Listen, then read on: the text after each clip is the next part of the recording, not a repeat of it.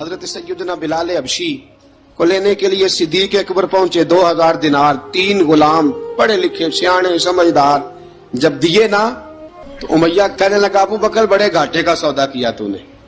ये पढ़ा लिखा मुझे दे के जा रहा है और ये अनपढ़ तू लेके जा रहा है। ये खूबसूरत रूमी गुलाम दे के जा रहा है और ये हबशी काले रंग का तू लेके जा रहा है, और 50 दिनार का गुलाम 2000 दिनार में तू लेके जा रहा है।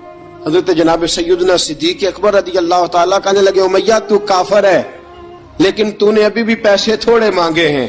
तूने बिलाल का रंग देखा है, मैंने मुस्तफा के इश्क का रंग देखा है। फरमाया तू अभी इसके रंग में उलझा हुआ है।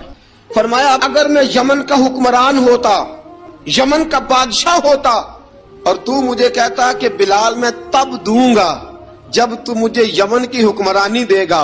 फरमाया मैं तुझे यमन की हुक्मरानी भी दे देता, लेकिन बिलाल को जरूर खरीद के ले जाता।